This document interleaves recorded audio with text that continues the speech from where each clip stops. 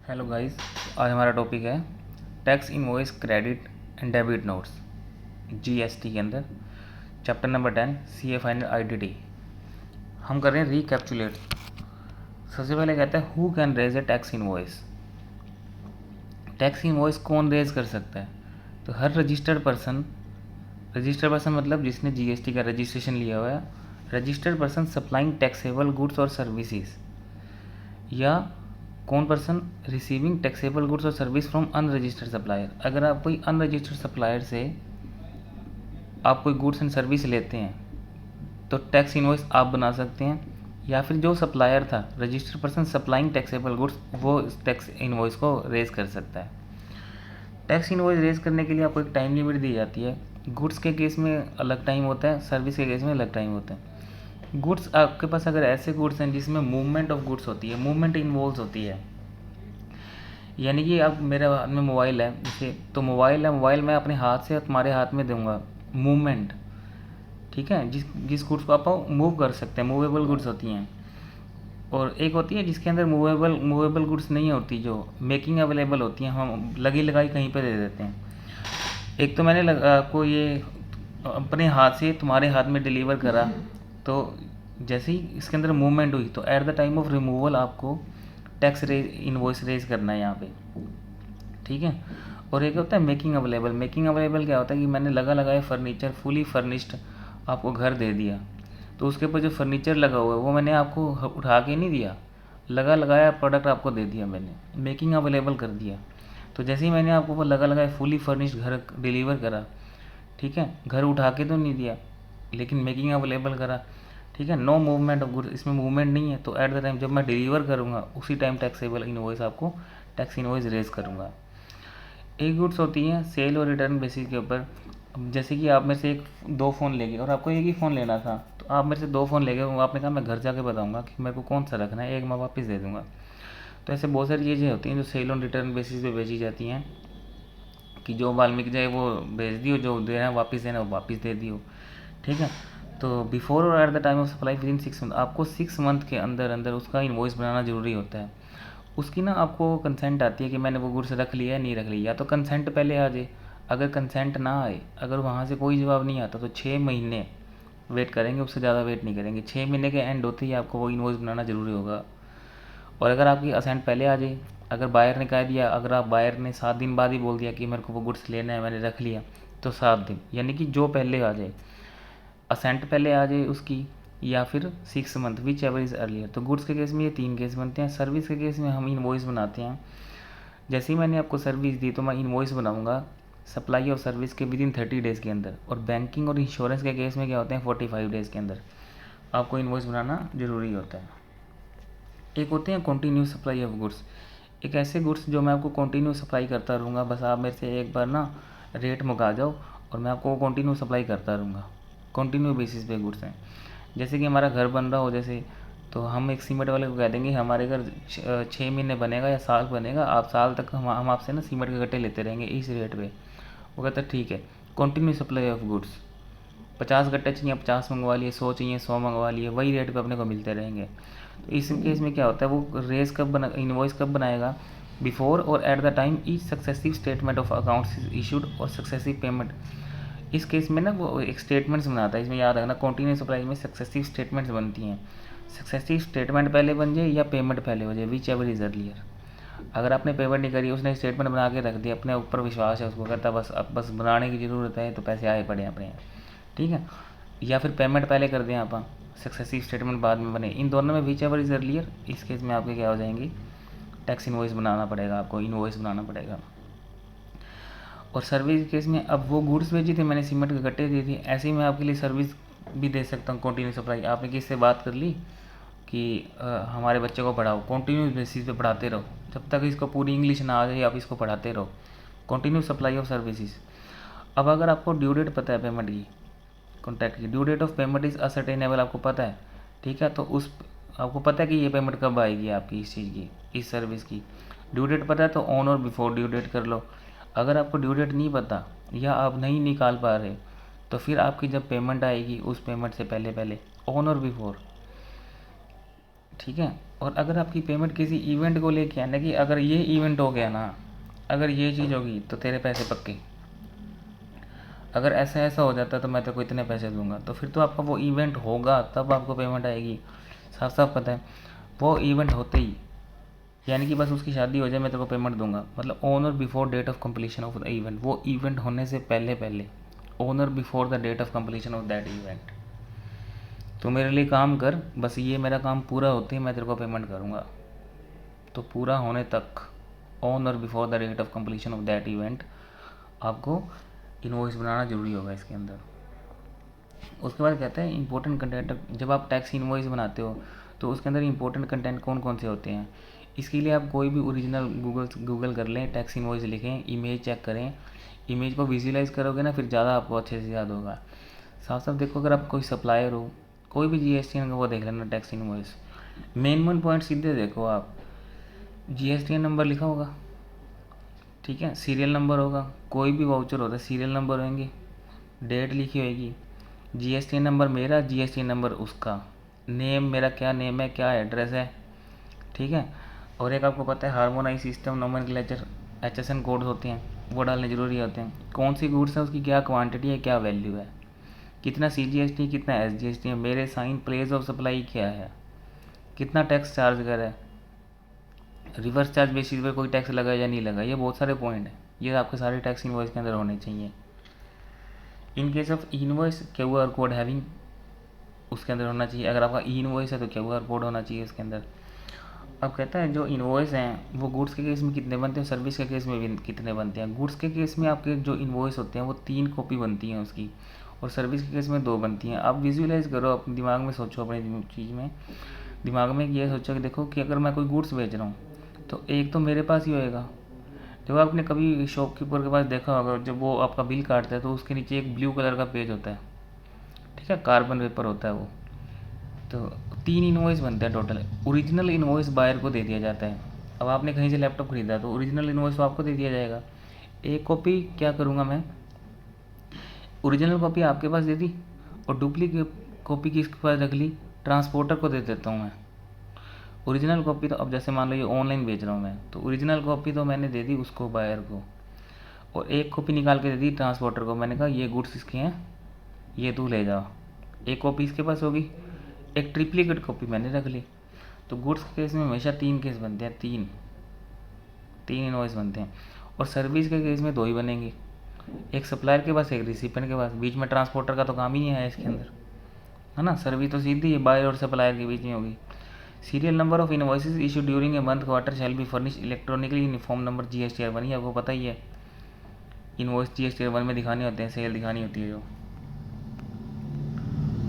और वैसे मेरे को एक पॉइंट याद आ गया, वहाँ पर पॉइंट है, वैसे वहाँ पे भी हम डिस्कस करेंगे।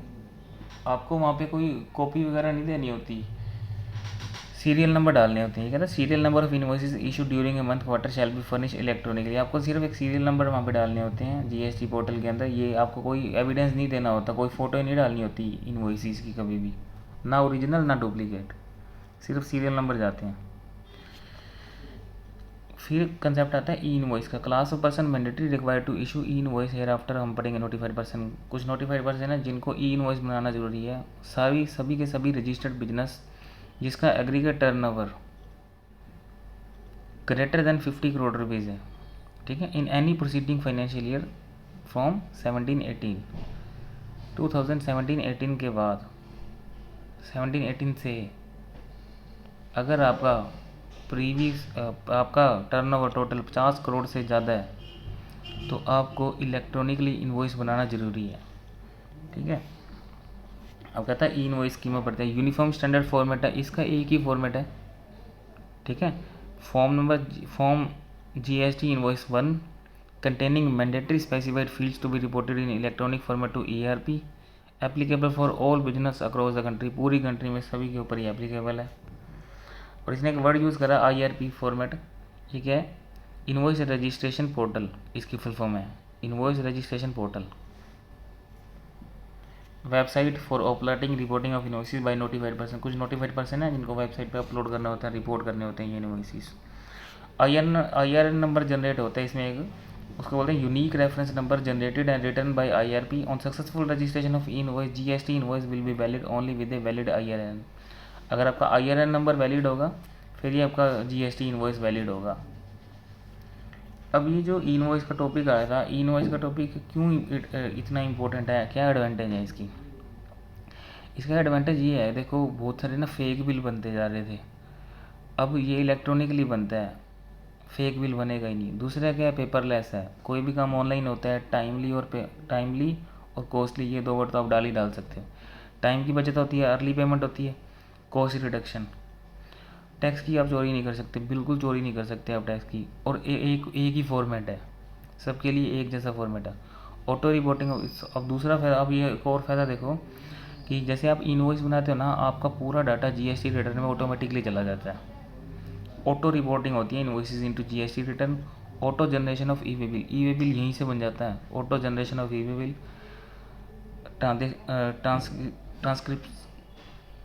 ट्रांसक्रिप्शंस एरर्स के अंदर कमी आती है। Early payment, cost reduction, improved efficiency of business की एफिशिएंसी बढ़ती है। टैक्स इवेजन, चोरी कमी होती है। फेक इनवॉइसेस खत्म होते हैं यहाँ से। अब कहता है situation in which e invoice is applicable, supply of a goods service to a registered person by notified, B2B supply applicable, export by notified person applicable, B2C में नहीं लगता ये। Invoice supplied by input service distributor तो भी नहीं लगता। Supply made by notified person, tax on which payable under reverse charge applicable. Way specified category of supply are received by notified person from unregistered person, not applicable. Import of goods, not applicable. अब applicability check कर लो इसकी, बाकी जगह not applicable है। B2B transaction होनी चाहिए। Export by notified person, अगर कुछ नोटिफाइड पर्सन एक्सपोर्ट करते हैं तो ई इनवॉइस बनाना है। और supply made by notified person, tax on which payable under reverse charge. 9(3) की अगर आप सप्लाई करते हो, 9(3) की सप्लाई, उस केस में ये ई इनवॉइस बनता है, बाकी किसी केस में नहीं बनता। ये एप्लीकेबल वाले याद कर लो। No requirement of issue invoice copy in triplicate or duplicate. Where invoice is applicable, no need to issue invoice copy in triplicate or duplicate. अभी हमने टॉपिक पढ़ा था ना डुप्लीकेट और ट्रिप्लीकेट वाला। अगर आपने ई इनवॉइस ही बना दिया तो फिर आपको ये बनाने की ज़रूरत ही नहीं है। अब कहता है एग्जम्पशन फ्रॉम ई इनवॉइसिंग। एक फर्दर आपको एग्जम्पशन और दी हुई ई इनवॉइसिंग से। किन को लोगों को तो ई इनवॉइस बिल्कुल ही नहीं बनाना। अगर आप सेज के यूनिट्स हो, सेज यूनिट्स याद रखना, special economic zone units, institute अपने से खेल सकता है, वो यूनिट्स की जगह यहाँ पे डेवलपर डाल देगा, उसको एप्लीकेबल है, यूनिट्स को नहीं है। Insurer, banking company, financial institution, NBFC, invoice बनाने की कोई ज़रूरत नहीं है। GST supplying service in relation to transportation of goods by road in goods carriage, GTA को ऊपर नहीं लगता। सप्लायर ऑफ पैसेंजर ट्रांसपोर्टेशन के ऊपर नहीं लगता invoice. Cinematograph films in multiplex screens नहीं लगता। पर्सन सप्लाइंग सर्विस, अगर कोई भी सर्विस सप्लाई करते by way of admission to exhibition of cinematograph films in multiplex screen, अगर आप कोई भी सप्लाई करते हो by way of admission to exhibition of cinema films, नहीं लगता e invoice. Overall work flow of invoice, tax payer create GST invoice on their own accounting billing ERP software as पर invoice scheme GST 1 invoice 01। Invoice आप अपने accounting billing ERP system से भी निकाल सकते हो। टैक्स पेयर अपलोड करेगा e invoice scheming to IRP, IRN generate करेगा। उसके बाद IRP डिजिटली साइन करके इनवॉइस के ऊपर QR कोड ऐड कर देगा। IRP return invoice to supplier, उस सप्लायर को रिटर्न कर देगा। Supply share the invoice with the receiver along with QR code. ये पूरा प्रोसेस है, आपको याद करना पड़ेगा, ऐसा होता है। अगर आपने प्रैक्टिकल किया हो तो फिर आपको याद भी नहीं करना पड़ेगा। Generate of e way bill populating relevant part of GST return through invoice data. IRP send invoice data along with IRN, GST system, ये GST सिस्टम को दे देता है पूरा। अभी अपन ऊपर बढ़ा था ना, ई वे बिल बन जाता है, GST सिस्टम ऑटो पॉपुलेट हो जाता है सब कुछ। इनवॉइस से पूरा डाटा आपका GST 1 में चला जाता है और ऑटो पॉपुलेट हो जाता है GST 2 में, ठीक है। उसके बाद ई वे बिल में भी ये डाटा ऑटोमेटिक चला जाता है। Parameter, transporter ID, vehicle number invoice में डाले हैं ना, और पार्ट B में यही तो चाहिए होता है अपने को, ट्रांसपोर्टर का डाटा। इनवॉइस में अगर अपने वर्ड डाल दिए तो वहाँ से वो ई वे बिल का डाटा उठा लिया उसने, ई वे बिल बन गया था। ठीक है, बड़ा फ़ायदा ई इनवॉइस का। Invoice cancellation, cancellation of reported invoice, cancellation of reported invoice allowed by seller by reporting IRN on IRP within specified time के अंदर आपका ये cancellation हो सकता है। अमेंडमेंट कैसे होएगा? Amendment of invoice already uploaded on IRP possible only on GST portal. सिर्फ आप GST पोर्टल पे जाके इसको अमेंड कर सकते हो, अदरवाइज आप इसको अमेंड भी नहीं कर सकते। और not possible through IRP, IRP नहीं कर सकता, IRP के थ्रू नहीं कर सकते। तो मैं आपको रिकमेंड करूँगा, ये नया टॉपिक है इनवॉइस का, इसको आप डिटेल में भी पढ़ें, डिटेल में पढ़ें अच्छे से, नया टॉपिक है, एग्ज़ाम में आता रहेगा ये, ठीक है। बाकी आप सारा समरी से कर सकते हो, लेकिन इनवॉइस का टॉपिक है ना, ये आपको यहाँ से सफिशेंट नहीं है, इसकी डिटेल स्टडी करनी चाहिए आपको ऊपर, ठीक है। बाकी आपका सारा डाटा यहाँ से कवर हो सकता है। रिवाइज टैक्स इनवॉइस है, इसके अलावा कुछ नहीं है। रिवाइज टैक्स इनवॉइस का मतलब क्या होता है आपको, यह देखो, revise tax invoice to be issued in respect of a taxable supply, effective date of registration, date of issue certificate of registration. ये मैं आपको बताता हूँ कि आपको ना टैक्स इनवॉइस जो बनाते हो आप, तो आपको ना रिवाइज करना पड़ता है टैक्स इनवॉइस। ऐसा कब होता है? अब जैसे मान लो कि आपने कोई आपके ऊपर अभी रजिस्ट्रेशन एप्लीकेबल नहीं है, ठीक है, और आपने वो लिमिट क्रॉस कर दी किसी डेट को, तो आपको कुछ टाइम के अंदर, जैसे कि 30 डेज़ के अंदर अंदर वो आपको अप्लाई करना होता है रजिस्ट्रेशन के लिए। अगर आपने 30 दिन के अंदर अंदर अप्लाई कर दिया, तो आपकी इफ़ेक्टिव डेट क्या हो जाएगी, जिस डेट को आप लाइबल थे रजिस्ट्रेशन के लिए। अब ये जो ड्यूरिंग, अब उसके बाद क्या हुआ, कुछ दिन लग, जैसे 3-4 दिन में आपका रजिस्ट्रेशन नंबर आ गया GST का, ठीक है। तो मतलब लाइबल डेट से लेकर जब तक आपके पास रजिस्ट्रेशन नंबर नहीं आ जाता, तब भी तो आपने सप्लाई करी होगी। तो उस सप्लाई को फिर आगे फर्दर 30 डेज़ के अंदर, आपको 1 महीने के अंदर अंदर वो सारे के सारे टैक्स इनवॉइस रिवाइज़ करने पड़ते हैं, क्योंकि पहले आपने जिनको भी सप्लाई करी है ना, वो बिना टैक्स इनवॉइस के की होगी, और अब आपको क्या हो गया, अब आपके पास GST नंबर आ गया, ठीक है। तो आपको ये सारे टैक्स इनवॉइस आपको रिवाइज़ करने पड़ते हैं। इफ़ेक्टिव डेट ऑफ रजिस्ट्रेशन से लेके date of issue of certificate of registration तक के सारे इनवॉइस आपको दोबारा अपडेट करने पड़ेंगे, क्योंकि इस डेट के बीच में, क्योंकि मेरे पास पहले से GST का सर्टिफिकेट ही नहीं था, और इफ़ेक्टिव डेट से लेके GST सर्टिफिकेट जब तक मेरे को मिल नहीं गया, तब भी तो मैंने सप्लाई करी है। तो अगले 1 महीने के अंदर, 30 दिन के अंदर अंदर आपको ये सारे के सारे टैक्स इनवॉइस आपको रिवाइज़ करने होते हैं। इसके कई क्वेश्चंस भी हैं, हम क्वेश्चन में दोबारा इसको डिस्कस करेंगे, बहुत बढ़िया टॉपिक है ये। कंसोलिडेटेड रिवाइज टैक्स में भी इशू कर सकते हैं in respect of taxable supply made to unregistered recipient. अगर आप कोई अनरजिस्टर्ड पर्सन को सप्लाई कर रहे हो, तो आपको बारी बारी टैक्स इनवॉइस बनाने की ज़रूरत नहीं है, आप कंसोलिडेटेड रिवाइज टैक्स बना के आप काम कर सकते हो। अगर आप कोई इंटरस्टेट सप्लाई कर रहे हो, तो consolidated revise invoice cannot be issued in respect of all unregistered recipient if the value of the supply exceed 2.5 lakh रुपये during this period.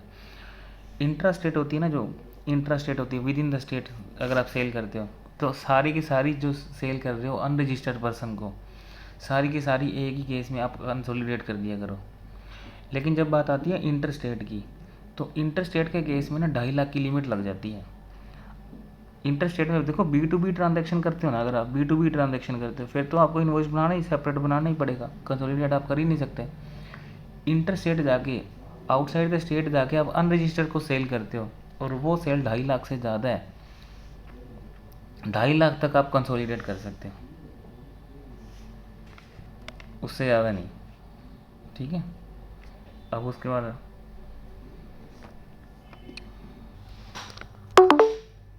Consolidated tax invoice, ये कहते हैं आपको कंसोलिडेटेड टैक्स इनवॉइस कैसे, क्या होता है क्या नहीं होता। अगर आप वैल्यू देखो, tax invoice is not required to be issued, आपको ना टैक्स इनवॉइस बनाने की ज़रूरत नहीं है। कब? अगर आप कोई सप्लाई कर रहे हो और वो वैल्यू सिर्फ 200 रुपये से कम है, अगर आप कोई भी सप्लाई कर रहे हो उसकी वैल्यू 200 रुपये से कम है, और रिसिपेंट या फिर रिसिपेंट जो है वो अनरजिस्टर्ड है, या रिसिपेंट कहता है मेरे को इनवॉइस की ज़रूरत ही नहीं है, आप शॉपकीपर हो, चलता फिरता गया कार है आपके पास, वो अनरजिस्टर्ड है, चलते फिर उसको पेन चाहिए था, आप उसको क्या इनवॉइस बना के दें? वो चाहता ही नहीं कि मेरे को 5-10 रुपये का पेन के लिए मैं इनवॉइस लूँ, वैल्यू सप्लाई 200 से कम है, कौन लेता है? उसको बिल ज़रूरत ही नहीं है। मत बनाओ। आप क्या करो, पूरे दिन में जब रात को बंद करने लगो शॉप, तो कंसोलिडेटेड टैक्स इनवॉइस बना दो आप। जितनी भी आपने सप्लाई करी है at the close of each day, ठीक है, डे के क्लोज में जाके लास्ट में रात को आप क्या करो, सारे के सारे इनवॉइस एक कंसोलिडेटेड टैक्स इनवॉइस बना के रख दो अपनी कॉपी में बस। उसमें कहता है बिल ऑफ सप्लाई क्या होता है। Bill of supply, registered person supplying exempted goods. अगर आप देखो कॉम्पोजिशन डीलर हो, दो ही केस में बिल ऑफ सप्लाई बनता है। या तो आप कोई ऐसी सप्लाई करते हो जो बिल्कुल एग्जेम्प्ट है, या फिर आप कोई ऐसी सप्लाई, या फिर आप कॉम्पोजिशन डीलर हो, ठीक है। इस केस में टैक्स इनवॉइस तो इशू होता नहीं, तो बिल ऑफ सप्लाई इशू होता है, ठीक है। बिल ऑफ सप्लाई दो ही केस में होता है, एग्जेम्प्टेड में और कॉम्पो डीलर में। उसके बाद कहता है रिसिप्ट वाउचर। रिसिप्ट वाउचर क्या होता है। अब देखो जैसे कि आपने आपने मेरे से अगर पढ़ाई करनी है, आपने मेरे से ट्यूशन लेनी है, तो आप मेरे को क्या, मैं कहूँगा एडवांस पेमेंट जमा करवा दो, ठीक है। आपने मेरे को ना एडवांस पेमेंट जमा करा दी, तो मैंने आपको ना एक वाउचर इशू करा, रिसीट वाउचर, कि मेरे पास आपके 5,000 रुपये जमा हो गए, ठीक है, ये रिसीप्ट वाउचर है। अब मैंने कहा कि आपको आज 1 तारीख है, मैं आपको बैच स्टार्ट करूँगा 11 तारीख से, ठीक है। अब 11 तारीख को मैंने क्या करा, अब मैं आपको रिफ़ंड वाउचर बताऊँगा इसके बाद। ये देखो, फिर आप वापस इधर आ जाएंगे। ये कहता है, अब ये ना पूरी कहानी है, देखो पूरी कहानी सीखो। पहले मैं आपने मेरे को एडवांस पेमेंट दी 5,000 की 1 तारीख को, मैंने आपको रिसीट वाउचर दे दिया। अब मान लो क्या हुआ कि मैंने ये बैच स्टार्ट ही नहीं करा, ठीक है, मैंने पेमेंट स्टार्ट ही नहीं करी, बैच स्टार्ट ही नहीं करा, ना तो सप्लाई दी ना ही टैक्स इनवॉइस दिया।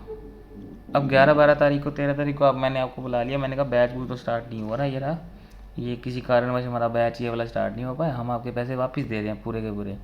ना तो मैंने आपको सप्लाई दी, ना मैंने आपको टैक्स इनवॉइस दिया, बदले में क्या दूंगा मैं तुम्हारे को, रिफ़ंड वाउचर, कि मैं आपका पूरा पैसा वापस कर रहा हूँ, रिफ़ंड वाउचर, ठीक है। और अगर 11 से बैच स्टार्ट ही हो जाता है, सप्लाई स्टार्ट ही हो जाती, फिर मैं आपको जो इनवॉइस देता हूँ उसको बोलते हैं टैक्स इनवॉइस।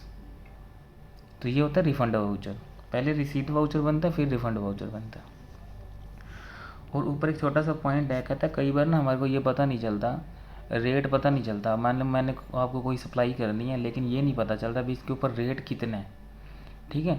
तो मैं आपसे ना एक बार 18% रेट ले सकता हूँ इसके ऊपर, और कोई नहीं बाद में रिफ़ंड आ जाएगा, लेकिन एक बार आप प्रोविजनल बेसिस पे 18% ले लो। और कभी भी लाइफ में अगर आपको ये ना पता चले कि कोई सेल सप्लाई इंट्रा है या इंटर है, तो आप उसको इंटर मान लें, इंटरस्टेट सप्लाई मान के कंसीडर करके इसको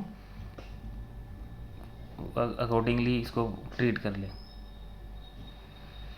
तो where at the time of receipt of advance, advance लेते वक्त अगर आपको रेट ऑफ टैक्स ना पता हो तो आप 18% मान लें, और सप्लाई का नेचर वो ना पता चल रहे तो आप उसको इंटरस्टेट सप्लाई मान लें। उसके बाद कहता है पेमेंट वाउचर क्या होता है। Invoice and payment voucher, when recipient is registered, where recipient is registered receive the supply taxable on reverse charge basis. Reverse charge basis में दो ही आते हैं, देखो, एक 9(3) आता है, एक 9(4) आता है। 9(3) के अंदर सप्लायर अगर रजिस्टर्ड है और सप्लायर अगर अनरजिस्टर्ड है। अगर आप, मैंने आपको कोई ऐसी सर्विस दी है जो 9(3) में आती हैं रिवर्स चार्ज वाली, उसमें मैं भी रजिस्टर्ड हूँ, सप्लायर रजिस्टर्ड है, सप्लायर अनरजिस्टर्ड है, recipient will issue payment voucher at the time of making payment to a supplier. देखो अगर मैंने आपको 9(3) की कोई सर्विस दी है जिसमें रिवर्स चार्ज में आपको टैक्स पे करना होता है, तो चाहे मैं रजिस्टर्ड हूँ चाहे मैं अनरजिस्टर्ड हूँ, पेमेंट वाउचर आप इशू करोगे, ठीक है। और अगर मैंने आपको सर्विस दी है 9(4) की जिसमें रिवर्स चार्ज में टैक्सेबल होता है आपके हाथ में, उस केस में मैं अगर अनरजिस्टर्ड हूँ तो पेमेंट वाउचर आप दोगे, क्योंकि मैं कर नहीं सकता। Recipient will issue payment voucher at the time of making payment to supplier. देखो चार्ट से याद कर लोगे, याद हो जाएगा, थ्योरी से याद नहीं होगा ये आपको, वर्डिंग से याद नहीं होगा, चार्ट से याद हो जाएगा ये सारे पॉइंट्स। उसके बाद कहते हैं invoice, where recipient is registered receive the supply taxable on reverse charge basis 9(3) 9(4). Supplier is unregistered, दोनों केस में सप्लायर इज अनरजिस्टर्ड, ठीक है। तो रिसिपेंट शैल इशू इनवॉइस,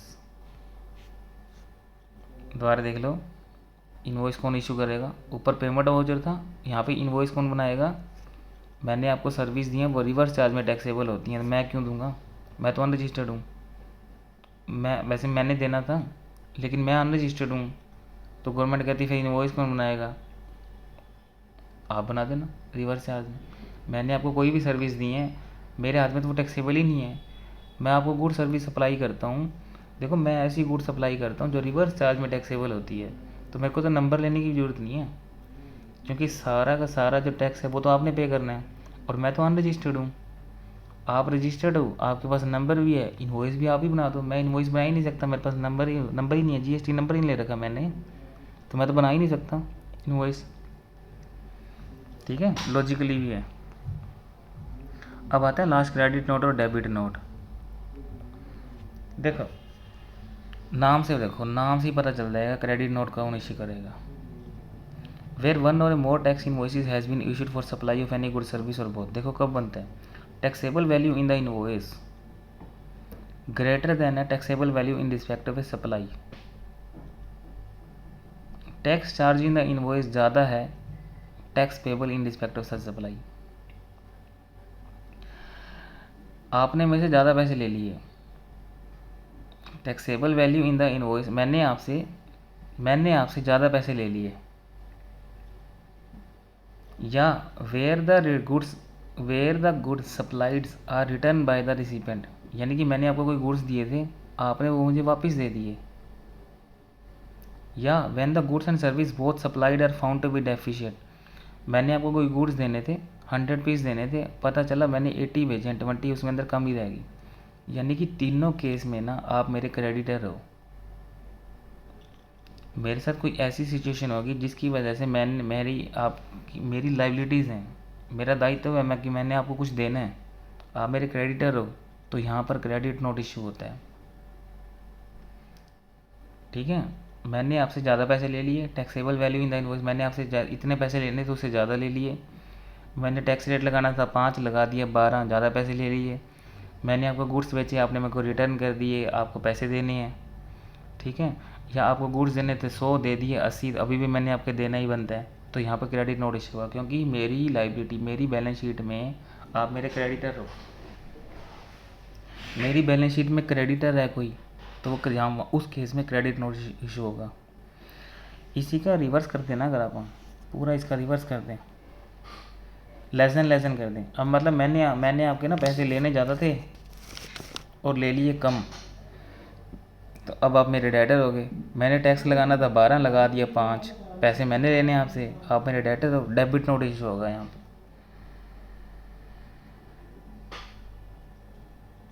ठीक है, यहाँ पर हमारा ये चैप्टर ख़त्म होता है। नेक्स्ट वीडियो में हम इसके क्वेश्चंस करेंगे, ऊपर स्टडी मटेरियल के क्वेश्चन भी करेंगे जो चैप्टर के अंदर दिए हुए हैं, और टेस्ट यूर नॉलेज के क्वेश्चंस करेंगे। वहाँ पर हमारे ये और ज़्यादा अच्छे से हो जाएंगे। जैसे कि अभी ये पॉइंट आया था ना इफेक्टिव वाला, इसका बहुत अच्छा क्वेश्चन दिया हुआ है, इसके अंदर ई वे बिल के बहुत सारे क्वेश्चन हैं, ई इनवॉइस के क्वेश्चन हैं, ई इनवॉइस का काफ़ी सारे क्वेश्चन हैं, और ये इफेक्टिव डेट वाला, ये वहाँ पे और ज़्यादा अच्छे से समझ आएगा आपको प्रैक्टिकली। कुछ कुछ क्वेश्चन हम इसके देखेंगे, कंसोलिडेटेड टैक्स इनवॉइस के। तो कोई भी पॉइंट और डिस्कस करना हो आप मेरे से कमेंट कर सकते हैं, कुछ भी पूछ सकते हैं मेरे से।